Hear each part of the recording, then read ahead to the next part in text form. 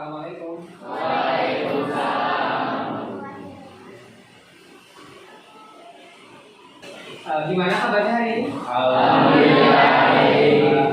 Syukur alhamdulillah kalau kamu baik semua. Baik, sebelum memulai acara pembelajaran hari ini, silakan kalian berdoa terlebih dahulu kepada ketua kelas. Silakan dipimpin doa. Sebelum memulai kegiatan pembelajaran hari ini, alangkah baiknya kita berdoa terlebih dahulu. Berdoa dimulai.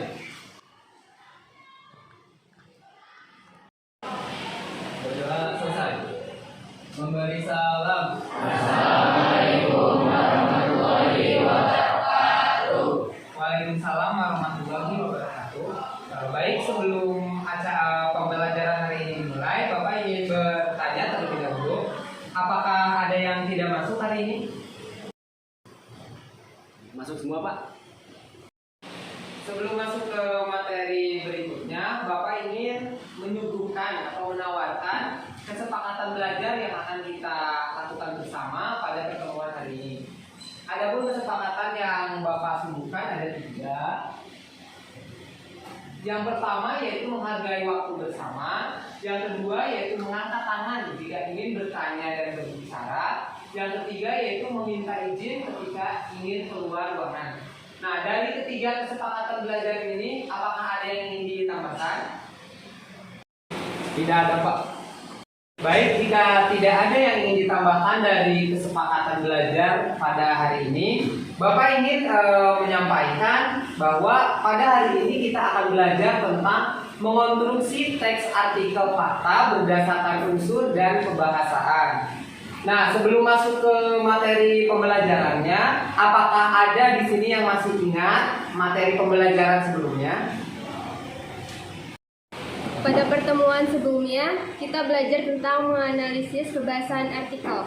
Dalam menganalisis, kita dapat menemukan unsur kebahasaan artikel seperti adverbia, konjungsi, dan kata kerja. Ya, betul. Terima kasih Naila sudah mengingatkan kita semua. Jadi pada pertemuan sebelumnya mungkin kalian ada yang masih ingat atau lupa. Jadi pada pertemuan sebelumnya kita belajar tentang menganalisis unsur kebahasaan dari teks artikel. Nah, dari teks artikel itu kita bisa mempelajari tentang adverbia, kata kerja, dan sebagainya ya, yang sesuai dengan unsur kebahasaan yang akan kita bahas hari ini. Adapun kompetensi dasar dan indikator pada pembelajaran yang akan kita lalui hari ini, yang pertama yaitu kompetensi dasar mengonstruksi sebuah artikel dengan memperhatikan fakta dan kebahasaan. Adapun indikator yang harus kita lakukan, yang pertama yaitu menyusun artikel opini berdasarkan fakta, kemudian mempresentasikan artikel opini dengan kebahasaan yang baik dan benar. Adapun tujuan pembelajaran yang akan kita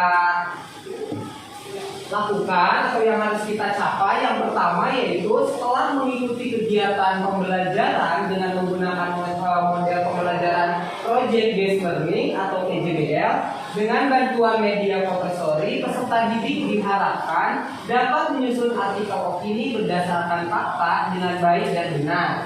Adapun tujuan yang kedua yaitu setelah mengikuti kegiatan pembelajaran dengan menggunakan model pembelajaran Project Based Learning atau PJBL dengan bantuan media Fotostory, peserta didik dapat mempresentasikan artikel opini dengan kebahasaan yang baik, benar, dan percaya diri. Nah, jadi setelah mengikuti pembelajaran mengonstruksi artikel, kalian diharapkan bisa untuk menyusun kemudian mempresentasikan hasil yang sudah kalian tulis pada LKPD yang akan Bapak berikan. Adapun alur pembelajaran yang akan kita lalui hari ini, yang pertama yaitu mengamati Fotostory, yang kedua yaitu mencatat hal-hal yang berkaitan dengan Fotostory, yang ketiga yaitu menganalisis data yang sudah ditemukan pada Fotostory, yang keempat yaitu menyusun data yang sudah ditemukan untuk dijadikan artikel, kemudian menulis artikel, kemudian dipresentasikan, dan langkah terakhir yaitu evaluasi. Jadi setelah alur pembelajaran ini dilaksanakan, nanti kalian akan mendapat evaluasi dari teman maupun dari teman sejawat ya yang ada di kelas, maupun ada masukan dari Bapak sendiri. Untuk ke materi mengonstruksi teks artikel, Bapak akan mengingatkan kembali materi sebelumnya, yaitu tentang pengertian artikel. Nah, sebelumnya ada yang ingin membaca dari pengertian artikel yang sudah kita pelajari sebelumnya? Menurut Kemendikbud pada tahun 2007 halaman 131, artikel adalah jenis tulisan yang berisi pendapat, gagasan, pikiran, hingga kritik terhadap suatu persoalan yang tengah berkembang di masyarakat dan biasanya ditulis menggunakan bahasa ilmiah populer. Baik, bagian kedua apakah ada yang ingin membaca? Sumaridia tahun 2005, artikel adalah sebuah tulisan lepas yang berisi opini atau pendapat seseorang mengenai masalah yang sedang dibahas. Biasanya bersifat faktual dan kontroversial yang memiliki tujuan memberitahu, mendidik, mempengaruhi pembacanya. Terima kasih yang sudah mau membacakan kedua pengertian artikel ini. Jadi berdasarkan dua pengertian ini kita dapat mengambil kesimpulan bahwa artikel adalah tulisan yang berisi pendapat mengenai fakta, fenomena, data, hingga kejadian tertentu yang sedang dibicarakan atau aktual. Jadi aktual itu hangat dibicarakan atau banyak dibicarakan oleh orang-orang. Adapun ciri-ciri artikel yang sudah kita pelajari pada materi sebelumnya, yang pertama yaitu isi tulisan dalam artikel didasari oleh fakta. Yang kedua yaitu bersifat faktual dan informatif. Yang ketiga yaitu mengandung opini atau gagasan yang subjektif. Yang keempat yaitu artikel ditulis secara singkat, padat, dan jelas. Dan yang terakhir yaitu penulisan artikel dibuat dengan sistematis. Jadi artikel itu harus memenuhi ciri-cirinya. Jadi terdapat 5 ciri artikel yang harus dipenuhi supaya tulisan itu bisa disebut sebagai sebuah artikel. Adapun struktur artikel itu terbagi menjadi 3. Yang pertama yaitu tesis, yang kedua yaitu rangkaian argumen, yang ketiga yaitu penegasan ulang.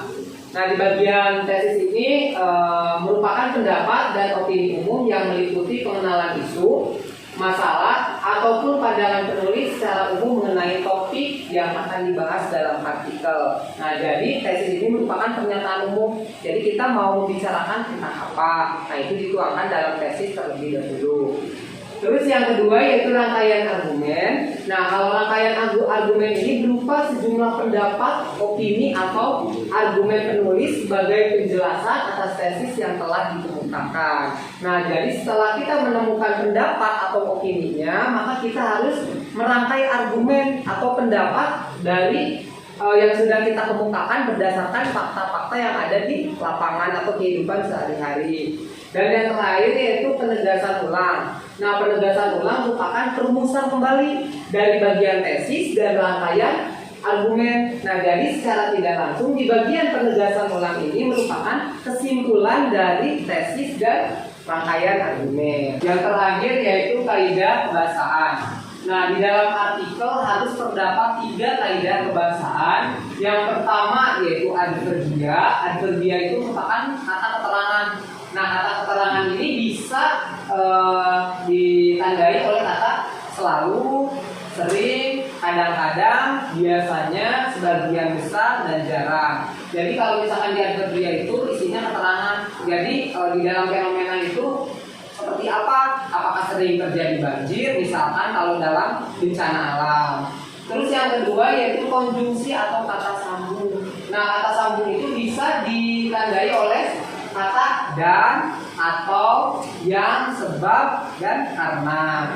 Dan yang terakhir yaitu kosakata. Nah, kalau kosakata di sini merupakan pembendaharaan kata supaya artikel kalian yang sudah dibuat bisa menarik, makanya harus dibuat kosakata yang menarik pula. Jadi pemilihan kata-katanya itu harus sesuai. Contohnya di sini ada kata terpana. Terpana bisa menjadi pengganti dari kata melihat. Kan lebih bagus dari kata terpana daripada melihat. Terus yang kedua yaitu tertegun. Tertegun itu kata ganti dari berdiri ya, atau diam. Dan yang terakhir yaitu melanda. Kalau melanda itu seperti kayak apa sih? Melanda lebih ke kata bagaimana bencana itu terjadi. Jadi lebih disingkat dengan menggunakan kata melanda. Seperti itu. Baik, tadi sudah dijelaskan bahwa hari ini kita akan mempelajari tentang mengonstruksi teks artikel, fakta berdasarkan struktur dan kebahasaan. Nah, sebelum kita bahas bersama-sama, ada yang tahu mengonstruksi itu apa? Saya Pak, mengonstruksi merupakan kegiatan menyusun sebuah artikel. Jadi mengonstruksi itu merupakan menyusun ya. Jadi menyusun atau memproduksi, membuat kembali artikel. Namun di mengonstruksi ini kalian dituntut untuk menggunakan bahasa sendiri gitu ya. Jadi harus menggunakan ciri-ciri dan struktur kebahasaan yang sudah dipelajari pada materi sebelumnya. Baik, sebelum mengonstruksi apakah ada yang tahu apa yang harus kita lakukan sebelumnya? Untuk mengonstruksi artikel, kita harus menentukan topik terlebih dahulu sebagai bahan yang akan kita bahas. Ya betul, jadi sebelum mengonstruksi sebuah artikel, kita harus mengetahui topik atau pembahasan yang akan kita bahas di dalam artikel. Nah, selain dari topik, apakah ada yang tahu apa yang harus dilakukan sebelum mengonstruksi teks artikel? Untuk dapat mengonstruksi sebuah artikel, kita harus mengetahui pandangan penulis dan unsur kebahasaan yang ada pada artikel. Ya, jadi sudah jelas ya tadi untuk mengonstruksi sebuah artikel, kita harus mengetahui topik, kemudian mencari pandangan penulis terhadap suatu fenomena atau peristiwa yang sedang terjadi. Nah, untuk menambah wawasan kalian sebelum masuk ke mengonstruksi teks artikel, Bapak sebutkan sebuah gambar, silakan kalian amati gambar berikut ini.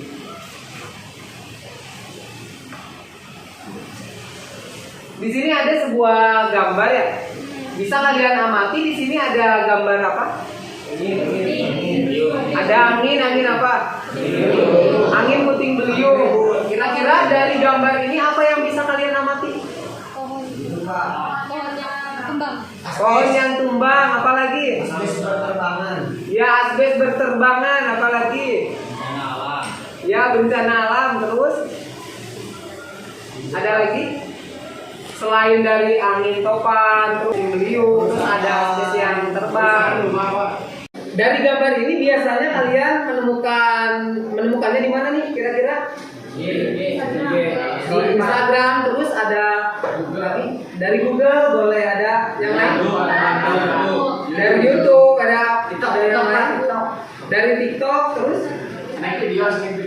Emang ada dari snack video? Ada. Terus apa lagi? Dari mana? Selain dari IG, dari apa tadi Facebook, dari Twitter, dari apa lagi yang paling ini? Dari status WhatsApp. Nah, dari status WhatsApp biasanya suka sering apa sih banyak orang-orang yang mengupdate suatu fenomena atau peristiwa. Nah, itu dinamakan gambar ini ya. Jadi berdasarkan gambar yang sudah didapat atau dari kejadian sehari-hari baru diambil dan dijadikan sebuah status. Nah, biasanya kalau kalian pergi ke mana-mana terus kalian suka update ya. Update biasanya kalau di Instagram itu disebut apa? Story ya. Jadi disebut sebagai story. Jadi biasanya kalau kalian buat story itu dalam bentuk apa? Bisa foto, bisa dalam bentuk video. Nah, untuk sekarang kita akan mempelajari materi mengonstruksi artikel berdasarkan fakta dan unsur kebahasaan berdasarkan foto story. Berdasarkan tadi penjelasan dari teman-teman kalian, dari mulai story, kemudian ada yang update di WhatsApp, ada Instagram, Facebook, ada TikTok, segala macam ya. Nah, jadi ada yang bisa menyimpulkan kalau foto story itu apa? Ada yang tahu? Saya Pak, foto story adalah sebuah foto yang memberikan informasi mengenai sebuah peristiwa atau kejadian yang terjadi.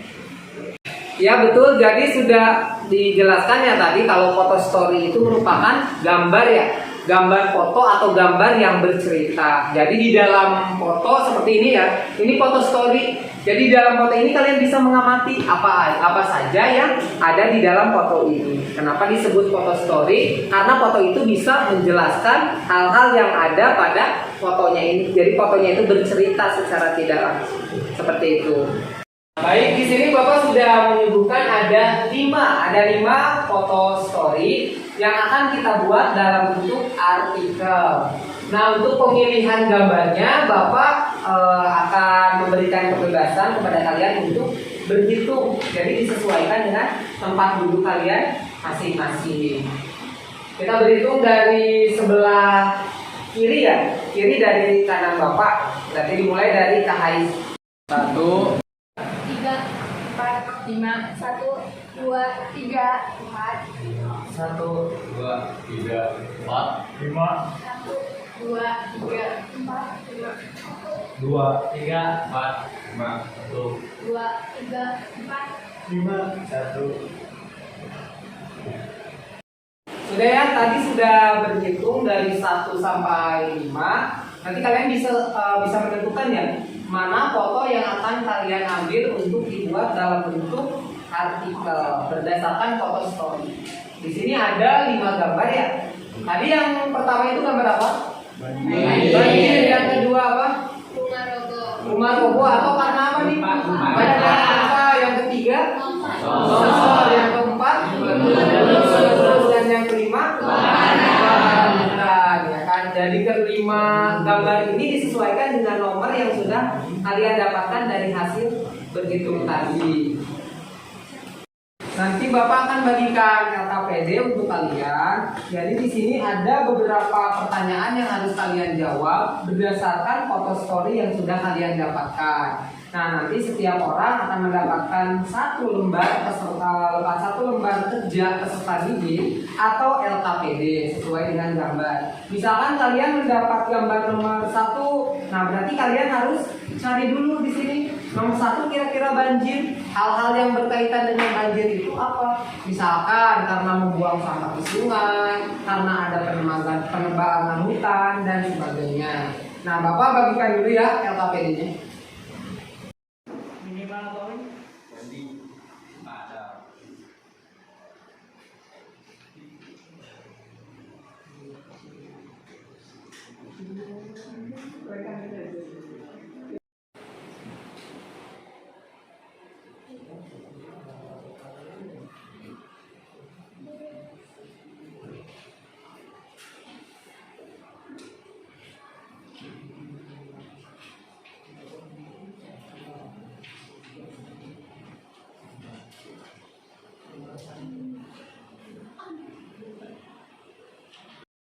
Sudah dapat LKPD semuanya? Sudah.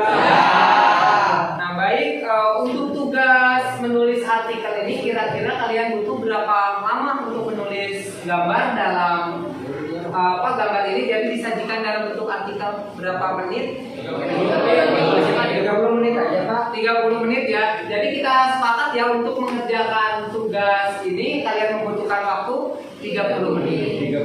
30 menit untuk menulis serangkaian cerita artikel berdasarkan foto yang sudah kalian amati.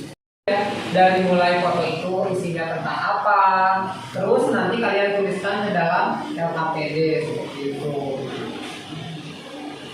Kamu baru sampai mana? Foto story ya.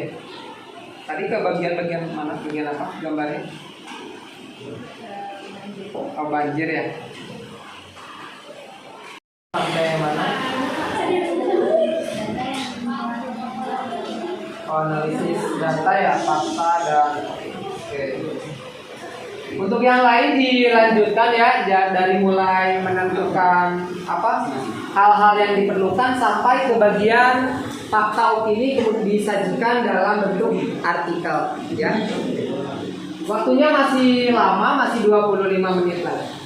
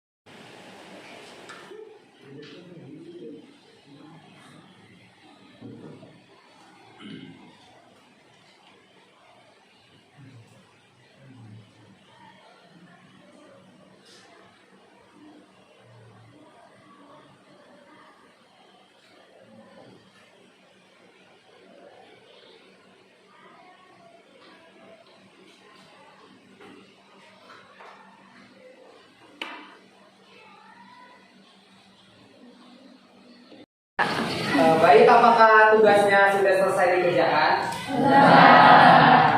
Oke, berarti untuk acara selanjutnya yaitu kalian mempresentasikan hasil dari menulis artikel yang sudah kalian susun yang ada di RKPD untuk dijelaskan di depan teman-teman kalian. Baik, kepada siapa saja yang ingin duluan berpresentasi, silakan. Iya, boleh.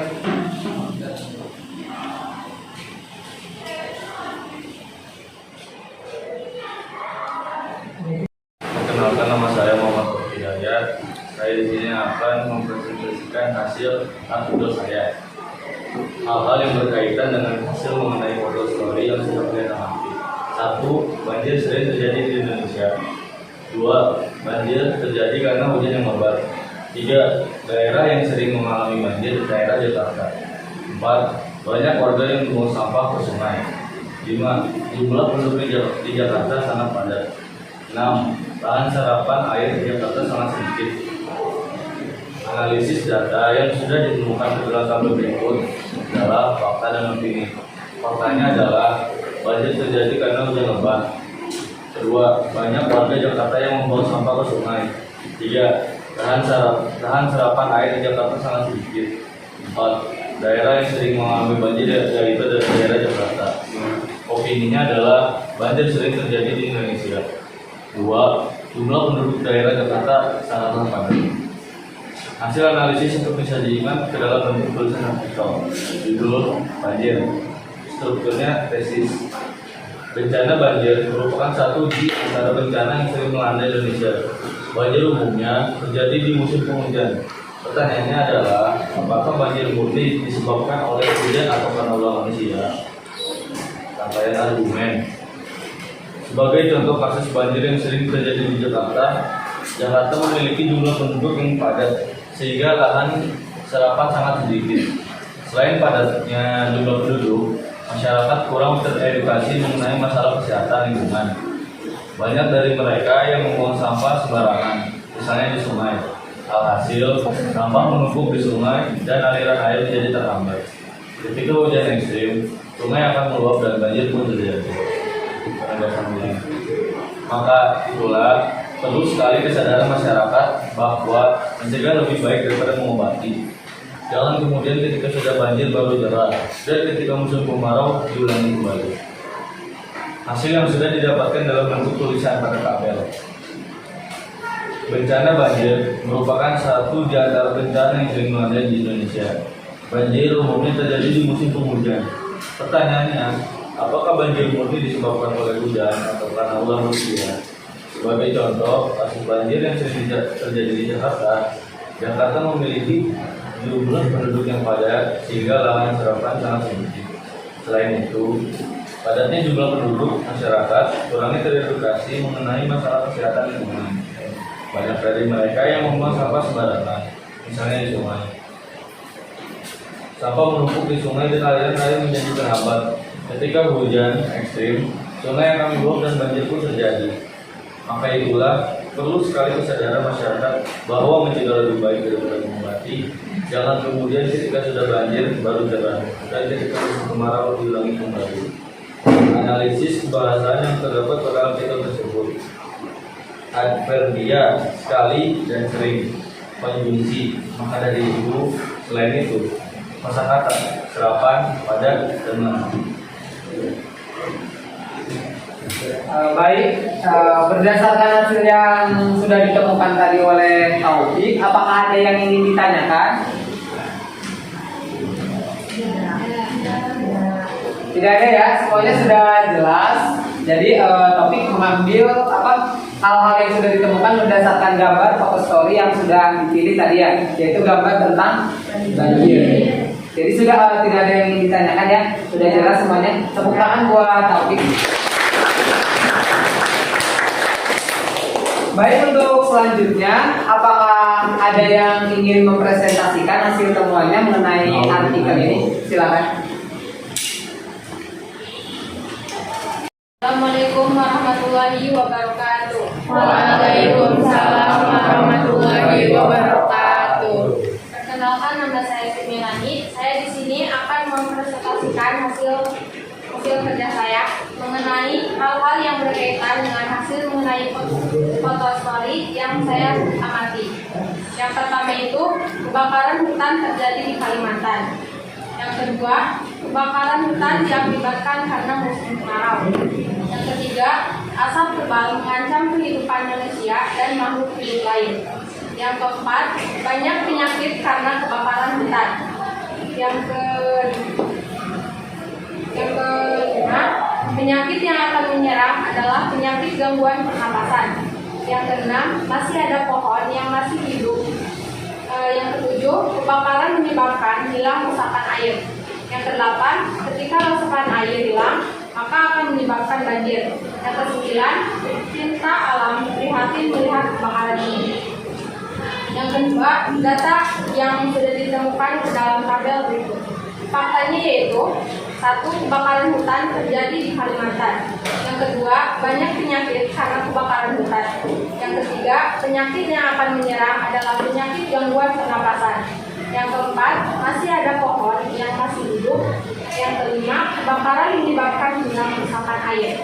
Yang keenam, ketika resapan air hilang, maka akan menyebabkan banjir. Opininya yaitu, 1. Kebakaran hutan karena musim kemarau. Yang kedua, asap tebal mengancam kehidupan manusia dan makhluk hidup lain. Yang ketiga, pencinta alam prihatin melihat kejadian kebakaran ini. Yang ketiga, hasil analisis disajikan ke dalam bentuk tulis artikel.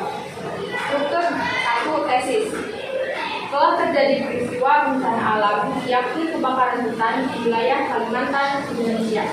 Kejadian ini diperkirakan disebabkan oleh musim kemarau sehingga memicu terjadinya kebakaran hutan. Hutan yang sudah terbakar sebagian dan asap tebal di mana-mana mengancam kehidupan manusia dan makhluk hidup lainnya. Struktur yang kedua yaitu rangkaian argumen. Kalimatnya diperkirakan akan muncul beberapa penyakit yang akan menyerang manusia dan hewan serta tumbuh-tumbuhan akibat asap dari kebakaran hutan yang tebal. Penyakit yang akan menyerang adalah sistem pernapasan. Masyarakat berharap semua pihak dikerahkan Pemda atau pusat untuk segera mengatasi bencana tersebut agar kerugian tidak berimbas dan makin banyak lagi. Di sini masih terdapat beberapa pohon yang masih hidup dan dekat dengan api yang menyala. Ini membuat para pencinta alam prihatin karena pohon-pohon itu akan mati dan hilangnya daerah resapan air apabila musim penghujan telah tiba. Struktur ketiga yaitu penegasan ulang. Para pencinta alam menyebutkan apabila telah hilang daerah resapan air, maka akan menimbulkan bencana seperti banjir yang akan menyerang pemukiman warga. Selain itu juga, makhluk hidup lain seperti hewan akan kehilangan ekosistem. Yang keempat, hasil yang sudah didapatkan dalam bentuk tulisan pada tabel berikut. Setelah terjadi peristiwa bencana alam, yakni kebakaran hutan di wilayah Kalimantan, Indonesia. Kejadian ini diperkirakan disebabkan oleh manusia kemarau sehingga memicu terjadinya kebakaran hutan. Hutan yang sudah terbakar sebagian dari asap tebal di mana-mana mengancam kehidupan manusia dan makhluk hidup lainnya. Diperkirakan akan muncul beberapa penyakit yang akan menyerang manusia dan hewan serta tumbuh-tumbuhan akibat asap dari kebakaran hutan yang tebal. Penyakit yang akan menyerang adalah sistem pernapasan. Masyarakat terhadap semua pihak dikerahkan Pemda atau pusat untuk segera mengatasi bencana tersebut agar kerugian tidak berimbas dan makin banyak lagi. Di sini masih terdapat beberapa pohon yang masih hidup dan dekat dengan api yang menyala. Ini membuat para pencinta alam prihatin karena pohon-pohon itu akan mati dan hilangnya daerah resapan air apabila musim penghujan telah tiba. Para pencinta alam menyebutkan apabila hilang daerah resapan air, maka akan menimbulkan bencana seperti banjir yang akan menyerang pemukiman warga. Selain itu juga, makhluk hidup lain seperti hewan akan kehilangan ekosistem. Yang kelima, kebahasaan yang terdapat pada artikel yang sudah dibuat. Kata dia, sudah, telah tiba, konjungsi, dan yang atau kosakatanya ekosistem dan dikerahkan.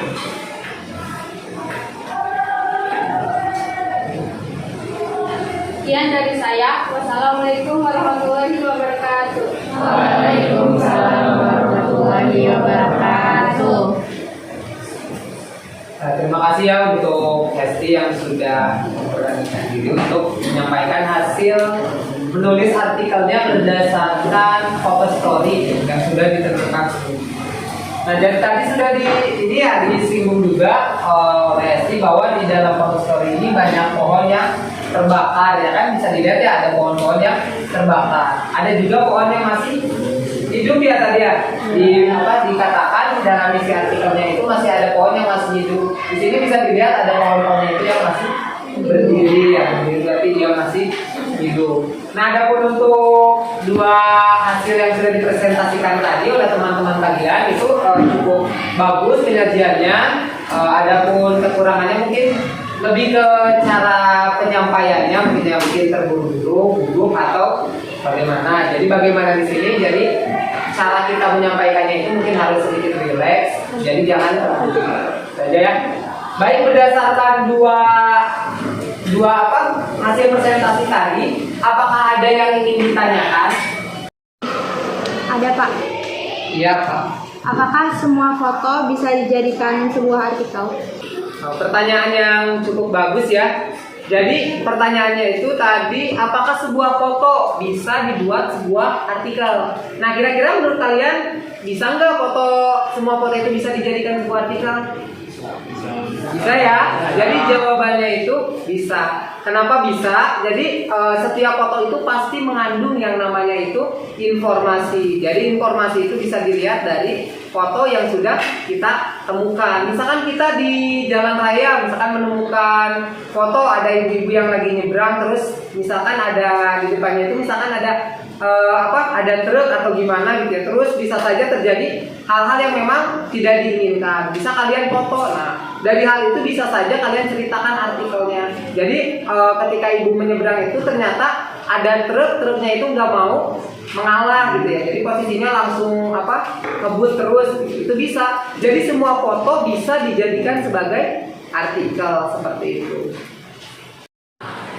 Tadi sudah dijelaskan ya bahwa semua foto itu bisa dijadikan sebuah artikel. Tadi juga sudah ada teman kalian ya, perwakilan dari teman kalian yang sudah mempresentasikan hasil karyanya mengenai menulis artikel berdasarkan foto story yang sudah dipilih tadi. Nah, mungkin dari penulisannya masih banyak yang harus diperbaiki, dari mulai cara penulisan kata-katanya yang mungkin masih disingkat, atau misalkan masih ada kata-kata atau kalimat yang kurang pas atau tidak nyambung, jadi itu harus diperbaiki. Nah, baik, kita masuk ke acara atau misalkan sesi berikutnya ya di pembelajaran kita, yaitu tentang refleksi pembelajaran. Nah, pada refleksi pembelajaran ini siapa yang akan menyampaikan? Ya, silakan. Kegiatan refleksi yang dapat saya sampaikan bahwa kegiatan mengonstruksi artikel dapat dilakukan dengan mengamati kejadian yang ada di lingkungan kita. Misalnya mengenai peristiwa-peristiwa yang dapat diamati. Selain itu, untuk mengonstruksi sebuah artikel, kita perlu mengetahui sumber informasi yang dapat membantu hasil pengamatan kita terhadap kejadian tersebut. Terima kasih kepada Darwin ya yang sudah memberikan refleksi pembelajaran untuk kita semua. Baik, acara selanjutnya di pembelajaran kita hari ini yaitu tentang mencari keterkaitan dari artikel berdasarkan foto story yang sudah kalian buat. Tadi kan sudah dijelaskan bahwa di artikel itu kita mengamati peristiwa, tadi yang disampaikan Darwin betul ya, mengamati peristiwa atau kejadian-kejadian yang terjadi dalam kehidupan sehari-hari. Nah, kira-kira apa keterkaitan antara pembelajaran yang sedang kita laksanakan hari ini dengan kehidupan sehari-hari yang kalian lakukan? Apakah ada yang ingin disampaikan? Apakah ada yang ingin menyampaikan? Ya, silakan.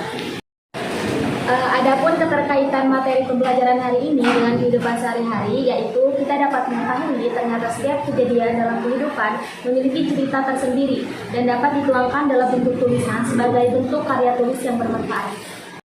Nah, terima kasih yang sudah menyampaikan ya tadi keterkaitan antara materi pembelajaran yang sudah kita lakukan dengan kehidupan sehari-hari. Dan jadi ternyata di dalam kehidupan kita itu banyak peristiwa atau fenomena yang memang masih bisa kita amati. Nah, kemudian hasil dari pengamatan itu kita bisa tuangkan dalam bentuk tulisan tadi yang sudah disampaikan.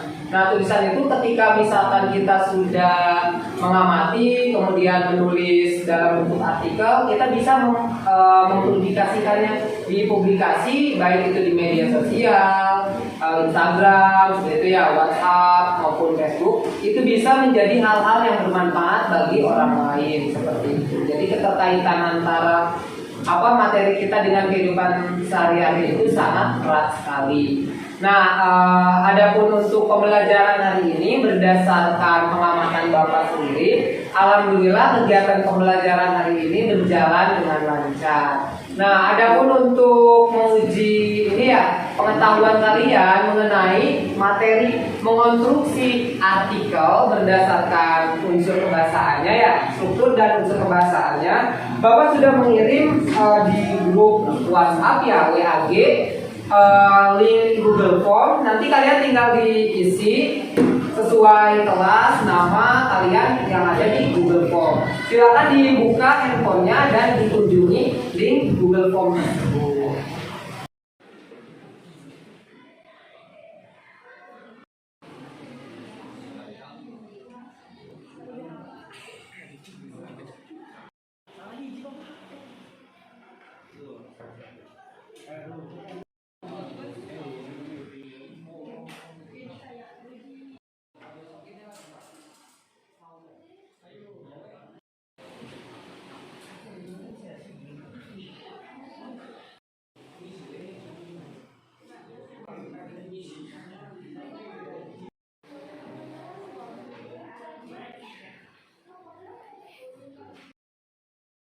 Sudah dijawab semua soal yang ada di Google Form-nya? Iya. Ya, untuk nilainya nanti Bapak sampaikan minggu depan. Bapak ingin bertanya, apa sih yang sudah kita pelajari pada pertemuan hari ini? Tentang apa? Mengonstruksi teks artikel. Berarti tentang mengonstruksi teks artikel. Apakah ada kendala dalam pembelajaran hari ini? Alhamdulillah, kalau tidak ada kendala ya, berarti kita ketemu lagi minggu depan ya. Alhamdulillah kita telah selesai melaksanakan pembelajaran hari ini. Untuk materi berikutnya kita akan mempelajari tentang membandingkan teks sastra dan kritik sastra yang ada pada sebuah karya sastra seperti itu. Baik, Bapak Airi, pertemuan hari ini mudah-mudahan kalian dalam keadaan sehat pada pertemuan berikutnya dan bisa bertemu kembali di pelajaran bahasa Indonesia. Terima kasih untuk perhatiannya, Bapak Airi. Assalamualaikum warahmatullahi wabarakatuh. Waalaikumsalam.